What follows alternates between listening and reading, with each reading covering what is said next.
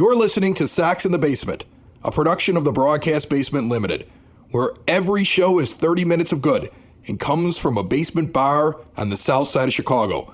Pull up a stool, pour a cold one, and join us right now for Sox in the Basement. Heard everywhere podcasts can be found, and always at soxinthebasement.com. I went to the game on Sunday, and I had some observations just as a fan at the in-game managing of Pedro Grifol, who I don't think is going to be the manager very much longer, probably till the end of the year because the owner is cheap, but then we probably will never see him again. Much like I don't know if anybody's ever going to see Tim Anderson again playing Major League Baseball after he got DFA'd by the Marlins. That doesn't feel like a guy who's going to get a whole lot of play. I mean, he's probably going to get a minor league contract somewhere. He'll catch on with somebody. That's it, man. That's all he can do at this point. This isn't a bad month. This is a bad couple of years. A track record of letting his personal life affect his on-field play. Something when we suggested that 2 years ago, people were angry with us for saying, I don't know if this guy's got the proper head on his shoulders to handle stuff off the field and not let it affect his on the field. And maybe that's not the case. I don't know what caused a guy who won batting titles to suddenly become the worst hitter in Major League Baseball over that long of a period of time. And I feel bad for him, and I have no ill will towards Tim Anderson, but something strange has happened. To watch that quick of a drop-off, he's not that old. No, and it wasn't something where when he was winning the batting titles that there wasn't some, when you looked at, the underlying StatCast type of stuff, that there was some question about how valid the batting average was, but it was so good, right? The batting average was so superlatively good because he's winning the batting titles. He's up there in rarefied air every, for those couple of years. And then he sinks down to, no home runs this year, 50 hits total for the entire season. It's just, you look at it and you go, man, what happened to this guy? Because he really was. I know we were suggesting that maybe there were some red flags, but at the same time, we were also saying that this is a guy that could put the White Sox into the national consciousness and was a guy that was a face of Major League Baseball for a minute there and definitely was the face of the White Sox. And was a guy that we should really be rallying behind. Wasn't his BABIP, which is a stat that I never understood, but people are always like, well, that shows that he's lucky. Didn't that indicate like a ridiculous amount of luck, but it lasted for so many years? You would just come to accept that he just is the kind of guy who can put the ball where it needs to be put. Yeah, and that's what it was. The BABIP, which is batting average on balls in play, is really, it's just a stat saying that he, when he actually makes contact with the ball, how often does that result in a hit versus, his overall batting average, which would include strikeouts, which would include walks, plate appearances, hit by pitch, all that stuff, fielder's choices, things like that. The BABIP is just literally contact in fair play, those balls measured, what's a hit, what's not. And his BABIP was high. It was kind of unreasonably high. It was leading what his batting average was, which, some people consider that to be kind of hollow batting average where the numbers are really good, but the power isn't there necessarily.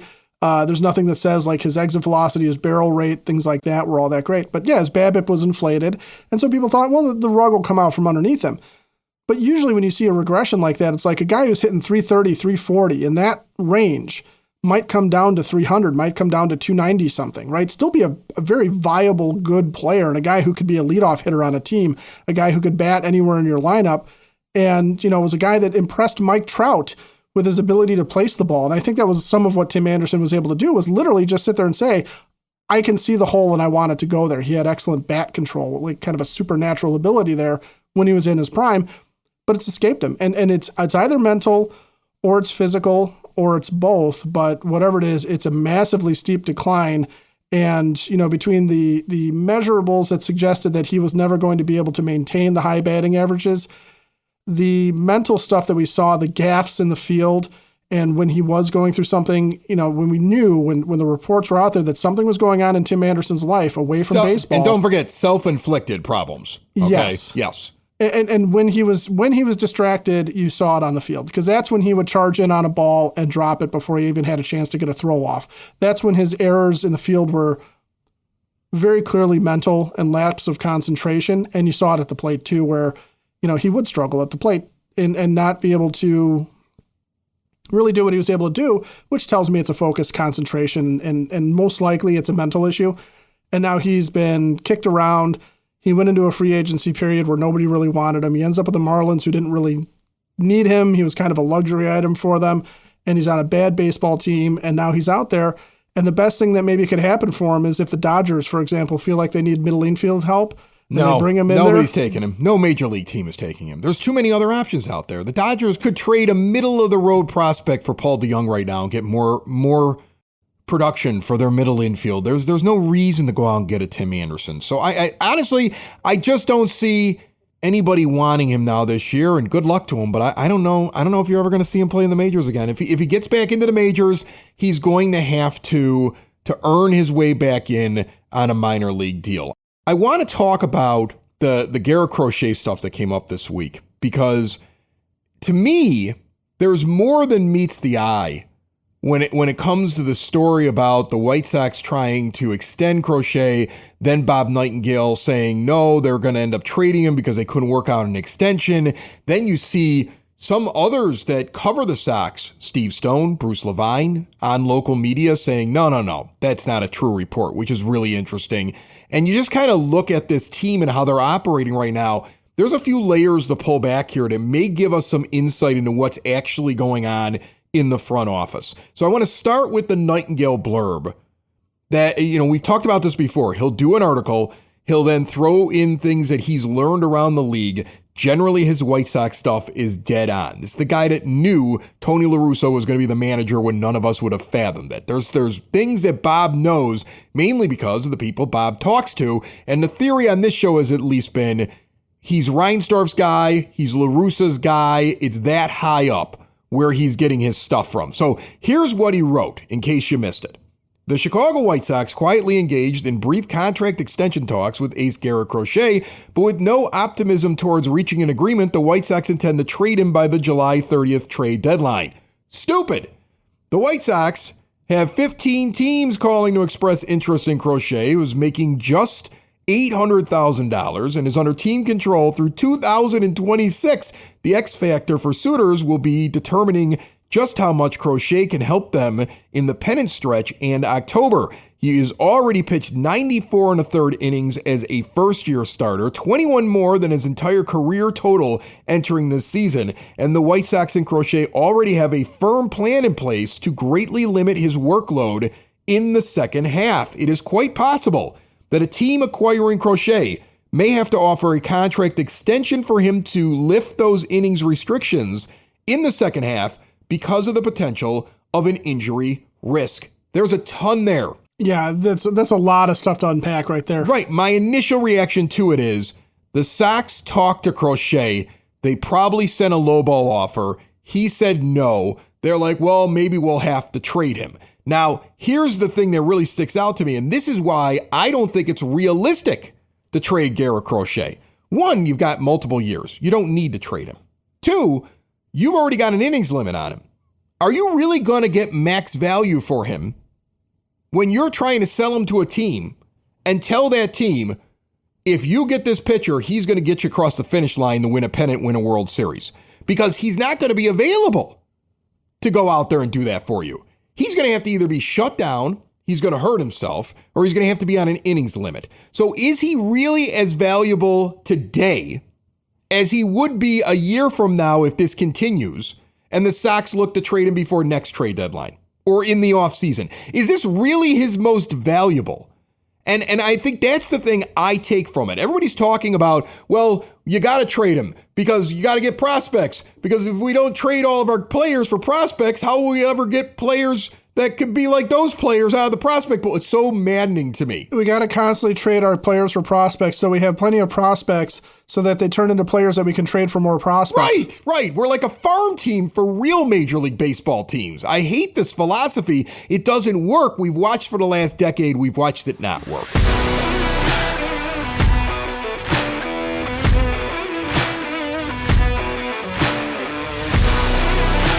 Sox in the Basement listeners, switch to a new age of life. Keep mom and dad, grandma and grandpa out of assisted living. Maybe you're getting older. You're trying to figure out how to get around the house. You're afraid that you might hurt yourself. You're living alone. It's all about getting around on your own. Living independently. Stair lifts, ramps, grab bars, lift chairs, even bathroom remodeling, all at Hyatt Home Medical Equipment. They work with your insurance and have 0% financing for qualified individuals. And Hyatt also has the latest and greatest in CPAP machines. If you're unhappy with your vendor, switch now. Get supplies directly mailed to you. And if you're down on the south side, stop by the showroom. They have testing rooms and they'll show you all your options you probably don't even know about. They also have the latest in continuous glucose monitors and any medical equipment you can probably think of. See everything Hyatt Home Medical Equipment has to offer at hhme.com. I feel like this is Yankee propaganda trying to swing an election here. Maybe that's what it is. Maybe it's somebody trying to put pressure on that they have to trade this guy, right? I mean, doesn't it always feel like the national pundits, like the national people who are covering like a John Heyman are constantly like, well, yeah, he's got to go to the Dodgers. He's got to go to the Yankees. They got to trade Luis Robert Jr. They got to trade him. Because they want these stars on other teams that they not only root for, but that they cover that bring in ratings. And I feel like the Sox kind of get pushed by the national media and by other teams to, well, of course you got to trade this guy. It's like me picking on the idiot in our fantasy baseball league, right? It's like going to the same team all the time and just trying to convince them like, oh, you really don't want that guy. Yeah, sure, he's supposed to be really good, but you really want to wait 2 years? Wait. You trade with me a lot. I do, but I trade with a lot of people, so nobody knows which one I think is the idiot. But there are people that you could do these things to. And I'm telling you right now, it's like they're trying to do that to the White Sox. I don't see how you get max value for a guy who isn't really going to be available for the full slate of games down the stretch. I don't know how you're getting the most prospects, even if that's your plan, if you trade him right now when he's getting to a point where you're going to have to either shut him down or slow him down. I don't know why a team would give their best package. I mean, there's a report out already that the Dodgers made an offer.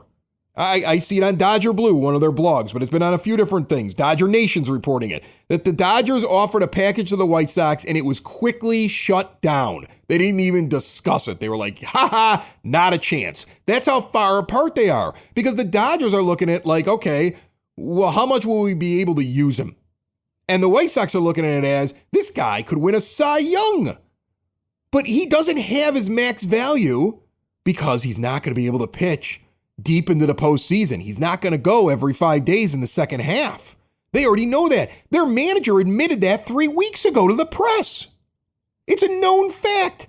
So I don't understand. Like, I know there's this big push, like trade Crochet, get the most value out of him. Is it really the most? You're telling me a guy who can't be part fully of a pennant push is more valuable than next year when he would still have a year and a half of control at the trade deadline, and you know he can go deeper and he's more proven.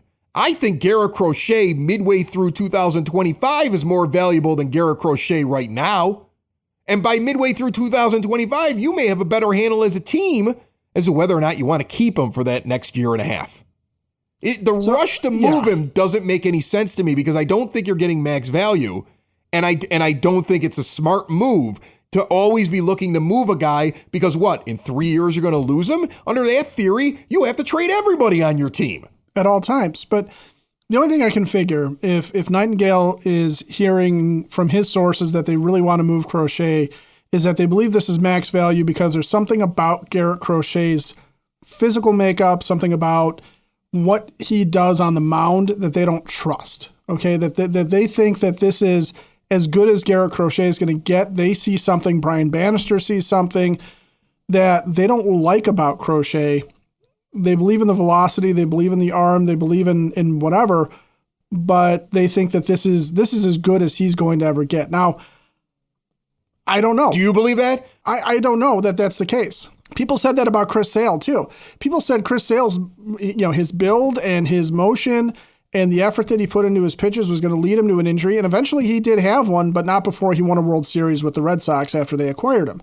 So, I don't think that trading him because you're going to lose him after the 2026 season makes any sense. I don't think trading him at a trade deadline where, you're right, a team acquiring him is going to have an innings limit to put on him, or, that he's going to want to have an innings limit put on because he doesn't want to risk injury, makes a lot of sense. There's really nothing about it that makes sense unless there's something that they know. Garrett Crochet is a ticking time bomb in their eyes, and they feel like, he could go into next season and completely blow his arm out, or there's something that's going to go wrong there. But I don't know how you can sit there with a straight face and say that we're going to trade this guy because we believe his peak value is right now because we really think he sucks. There's really no way to communicate that. And I just, as a fan watching him, I don't believe it. I think this guy's got potential to, I don't know if he's ever going to win a Cy Young, but he's got potential to be a really, really, really very good starting pitcher, maybe an all-star caliber starting pitcher, and a guy that you can count on in your rotation. And if you need to trade somebody because their contract is going to expire, or because you think that they have max value, or because somebody makes you an offer that frankly you think really helps your team, that's a reason. If the Dodgers had called and offered Chris Getz something that would have just completely remade this team for one player, can't miss guys, that are going to just absolutely put this team in a position to compete, you would make the deal in a heartbeat. You would make the deal, but I don't think that they're actually going to do that. I think that's what's obvious, is that you're not going to get that offer because of the limit, because who's going to do that when they know that the guy isn't even going to help them win at the same level that maybe another pitcher they could go out and give that offer to that's going to be available could help them because of his inning limit. You suspect, I would say you would suspect that a team looking for a guy that's going to step in and help them win a pennant right now would be offering Chris Getz a lot more for Eric Fetty than they would for Garrett Crochet then. Here's the thing that I believe is happening. I believe there's internal discord in the front office about the Garrett Crochet thing. I think, knowing that Bob Nightingale generally comes from Reinsdorf and La Russa, I think that the White Sox offered an extension based upon what the cheap old miser wanted to give. Garrett Crochet said no. Getz informed them that he said no. And La Russa tells Bob, I don't think we're going to be able to sign the kid. We're going to be getting rid of him. That's what I think happened. That's my put on the tinfoil hat, but am I really putting on a tinfoil hat knowing what we know happens inside that place?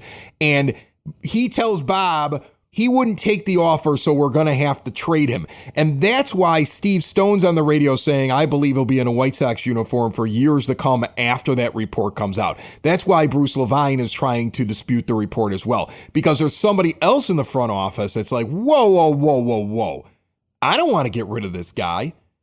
And I think there's actually something there. I think there's a possibility that Getz wants to keep him. I think he's having a problem getting his cheap owner to pay for him. I think when the first offer got turned down, the owner said, well, we won't be able to sign him then. And La Russa, the advisor, who really supposed to be staying out of it, mentioned the Nightingale, we're going to have to trade the guy. That's what I think happened. I think there's a reason why, because otherwise it would have been a united front. Otherwise, Stone would have been on the radio saying, well, you got to trade him. Otherwise, you wouldn't have Levine, who constantly is pushing things that come out of the front office, defends blindly whoever is in the management positions over there in his writing and in his comments on Twitter and things like that. You would have had everybody fall in the line that's part of the machine that would have told you, well, you got to do it. You got to do it. This is a long-term plan. We're doing the best we can here. But instead, you got Stone saying, I think he's going to be on the uniform for many years after the Nightingale thing, almost like a blowback from it. I think there's two different opinions in that building right now. And I believe that because of what Bob wrote, that it's more likely that Getz wants to keep him. And that Reinsdorf offered, lowballed, and was like, well, if he didn't take it, I guess that's it. And La Russa's take on that as the advisor was, well, then we're going to have to trade him. Yeah. That's my theory as to what's happening behind the scenes here.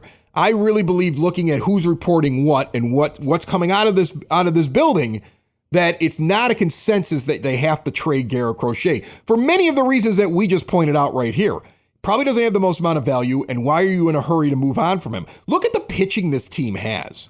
Look at what they have going for them right now. Again, I go back to what I keep saying. You just need a couple of bats. Just need to find a couple of bats. Just need to go out in the free agency with that Moncada and Eloy Jimenez money, and you got to go spend that money on a couple of bats. They don't need to be Juan Soto. They could be Anthony Santander, but a couple of bats that you need to kind of add in there. You got to bring in a manager that knows how to run a team. You need to make some changes, and I'm not saying you win a World Series that way, but you become much more competitive. And why wouldn't you be able to trade Crochet next year at probably a higher value?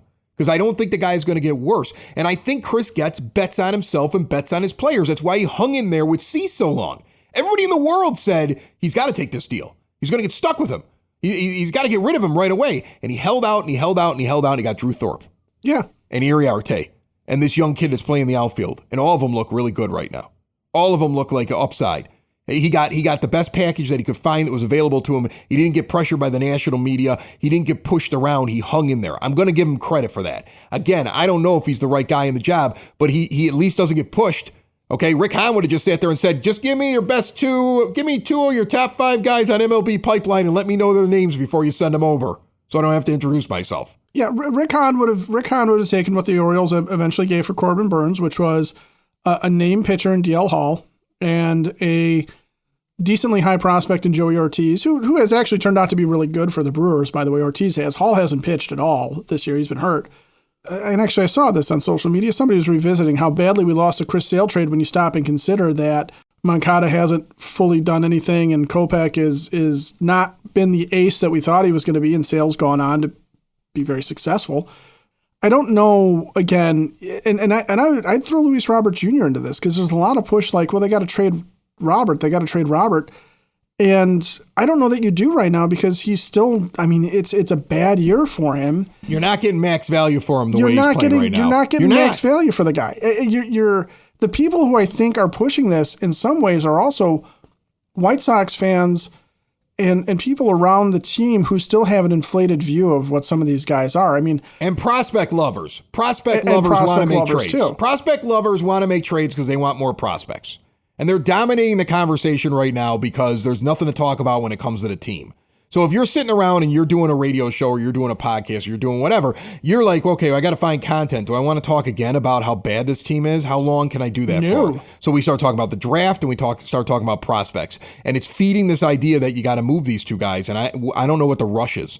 If you're going to move them, you get max value and you get what you actually want for them. And I don't think they're at max value, either one of them right now. And there should be no rush to move them because you in 12 months may be a very different team. Very different team. Right now, you're a team. That's the hope. Right now, you're a team in which your two guys that are in the futures game, one of them is hitting 214, Colson Montgomery, and looks like AAA is a little too hard for him. So that's slowed down, I believe. I think the arrival of him has slowed down, which is something we've talked about, that could actually be something that impacts their long-term view on the team if he's not going to be here very quickly. But on the other hand, Noah Schultz looks good.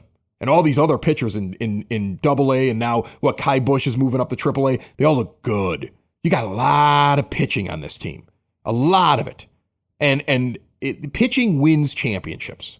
You're going to have to find hitting, sure. But I don't think it's going to be as hard as everybody says that it's going to be to find some professional hitters. Maybe I'm a crazy person. To me, I'm not trading away a guy who's at the top of a rotation when you have all this other pitching upcoming behind him, and you could put together one hell of a staff for the next many years. And even if you lost him, if you never traded Garrett Crochet and he played out his string and he sat up there on the 1 and the 2 spot, and after his 2.5 more years left and you got nothing for him, well, what about all the wins he got you? What about the fact that your team was better? What about the fact that you had an opportunity to maybe make the postseason before that time was up in the next 2.5 years? Why is that not even a possibility? Again, I go back to it. You see Crochet go, you see Robert Jr. go, one of them goes, just one of them. And this team is signaling to you that you are in a perpetual rebuild and you should not expect anything to happen until the back half of this decade. No, well, and even then, you're not going to expect anything to happen because what it means is you're going to be a team that perpetually will field a couple of star players, somebody whose jersey you're going to buy, somebody who's going to be maybe appointment television or appointment viewing at the ballpark, and Garrett Crochet would be that. If you want to watch somebody start on this team, that's kind of the guy you want to watch start. But you're going to be a team that has 1 or 2 guys that you root for, that you really, really root for, and everything else is just going to be garbage or prospects or low-end guys. You know, and you mentioned, for example, Colson Montgomery struggling at AAA. There's a theory going around now that AAA pitching has gotten so bad because it's not veterans, it's just failed prospects. It's just guys who throw hard, but with no control and no real stuff, no real pitchability, that sending guys down to get seasoned and get right, like the Tigers did with Spencer Torkelson, is actually a fool's errand, because they're not going to learn anything. They're not going to be able to face anything that would matter, that you have to find something specific. So with Colson Montgomery struggling at AAA, that could be a bigger red flag than we even think, because he should be killing the ball there. He should be raking down there based upon the way. I mean, look at how the White Sox just skipped AAA with Thorpe. I was surprised that Bush moved to AAA. Like, if you want to protect your pitchers, you just keep them out of there, especially especially in Charlotte. Like, I mean, like, he should be raking down there. Now, I'm sure that somebody would sit there and tell me, oh, well, there's this factor and that factor. But I'm looking at a guy who's got 317 plate appearances over 71 games, is hitting .214 with an on-base percentage of .329 and a slugging percentage of .378. Okay, and he's supposed to be a huge red flag there. He's supposed to be my future. He's supposed to be Corey Seager coming here. He was supposed to be here halfway through the year. There was so much hype, it was incredible. Now I'd be shocked if he showed up here. He'd have to have a really crazy month, and then we're going to be questioning, are you rushing him? Because you've done that before as an organization. So, like, look, I see that, and I go, okay, I'm excited about Edgar Carroll, what he's doing, but I'm looking at what Colson Montgomery's doing. I'm like, oh, I don't know yet. I mean, I'm still hopeful. Having a bad first half in one of your minor league stops does not mean that you are suddenly no good anymore. But I think the hype train is kind of slowed down. He's got to turn it around and dominate at some point, and that's where you go to in AAA. If Colson Montgomery comes out in the second half of the season and the OPS for the second half is up over 1,000, and he is absolutely killing the ball, and he's hitting with power, and he's barreling, and he's just teeing off on the subpar pitching that AAA gives you, now, when there's that dominance factor, now you can sit there and go, okay, maybe you're ready to come up and try with the big boys and see what you can do. And I would fully expect him to struggle when he first makes it to the majors. I'm not even worried about that. Well, I think he's given pause to them right now. I think, like, I've been sitting around saying, like, you could turn this around quickly. And I think when they look at what he's doing right now, they're like, I don't know, can we? Like, that might be giving them pause right now. Again, I still don't think it's a good reason to move Crochet and Robert, because like one of your guys down there in AAA that you expected to get up here quick isn't coming together. You've got an awful lot of other positives. Again, back with the pitching, you got great positives. But you have to wonder what's going on in that front office. It is not a unified message about Crochet if you're reading between the lines as to what's going on here. And so I'm curious about what's going to happen. I don't think it's a done deal that he's leaving. Again, I don't think it's a very smart thing to have him leave. I do think this team becomes better when you make some changes, like, add a little bit of hitting with the extra money that's going to come along, change the manager. Did you see the manager on Sunday? Did you watch him? I got to watch him in person. I went to the game. I stopped by Cork and Carry at the park, the place, pregame, postgame, in-game, 33rd and Princeton in the shadow of the ballpark, the proud sponsors of Sox in the Basement. You heard their ad at the beginning of the show, award-winning burgers, ballpark favorites, a great price, great service, everything you could want in a bar. And indoor-outdoor seating before the game, after the game. Make your way over to the Cork. See more at corkandcarry.com. But I watched our manager on Sunday. I imagine in person he's no better than it is on TV. This is that game that went 14 innings. My 9-year-old looked at me on his birthday in the 13th inning and said, we're done. We're never scoring. He's like, we're not going to win this game. It's like we're not going to win this game. I was like, you're a White Sox fan. Congratulations. You figured out what I already knew. They were never going to win this game. They grow up so fast. They were never going to win that game. And there were some moments in there that really point out the ineptitude of the guy who's pulling the strings. I think that when he pulls Corey Julks, who's 2 for 4, to pinch hit Benintendi, who's cold coming off the bench, and is cold for the year. First base is open, and there's 2 outs. It's extra innings, mind you. There's a runner on second. They're going to put the batter on first to increase the force out probabilities on the base paths. Benintendi's the last guy on your bench. Everybody knows they're going to intentionally walk the next batter. You send out Benintendi as a pinch hitter taking Julks out of the game just to be walked and be a meaningless run, because if Sosa comes up next and gets a hit, all you need is a guy on second to touch home. So Benintendi is uselessly used. He's just used up. It makes no sense. You've erased what's left in your bench in a late game. for nothing. Sosa comes up, he's out, inning over. What was the point of that? Earlier on in extra innings, you got the runner on second base. Danny Mendick's leading off the inning. You send out Gavin Sheets as a pinch hitter. Now, he can't play second base, so you're just using him as a hitter, and then he's done. Cross him off your lineup card. This is a one-time thing with him. Why wouldn't you have Mendick bunt the runner over to third if you were going with the philosophy of let's just get one big hit? Right? Because that's what Gavin Sheets going up there is. Let's get one big hit. So we're going to send up the lefty power hitter against the righty pitcher, and we're going to see whether or not he can drive in the runner from second or hit a 2-run home run. It may have made more sense to let Mendick move over the runner, get to third. That way, if Sheets just flies out deep, you get a run. And you have Tommy Pham coming up later on in the inning. You could have kept Sheets in the game and still done the same thing with runners advanced further on. But instead, by using Gavin Sheets there, Mendick's out of the game. Sheets is going to leave the game. And you got to go back to the bench and go get Nicky Lopez out there.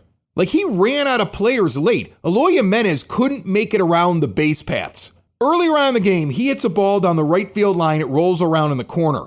He's trotting around the bases at half speed from the moment it comes off the bat. A healthy Eloy Jimenez is standing on third, but he's slowing up, coming to a stop, and easing his way into second before the right fielder has even touched the ball with his hand.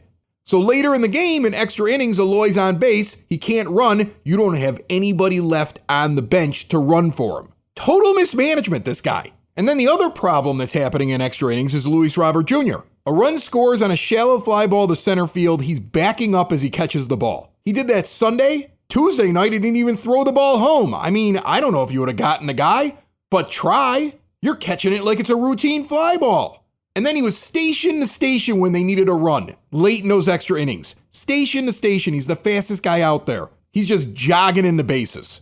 Is he hurt too? And all I'm looking at is, well, there's a lack of discipline, and the guy who's in charge doesn't seem to know how to make decisions in game when it's finally his job. Because we talked about this before. Managers don't decide every game, but there are times when they have an impact. I saw negative impact, at least negligible impact, but likely negative impact in that extra inning game. And, I think you see it more when you're sitting there. And I don't think a lot of us are sitting there now because you see it, the place is pretty much empty. But when you're sitting there and you watch him make decisions and you don't even have the announcers telling you why he's doing it and you're just sitting there as a baseball fan, he really sticks out like a sore thumb as a guy that doesn't know what he's doing. Fire Pedro, sell the team, stop trading everybody away. My 9-year-old deserves better. I summed that up okay? Cool. Sox in the basement. Sox in the basement. Sox in the basement. Sox in the Basement. Heard everywhere podcasts can be found and always on soxinthebasement.com.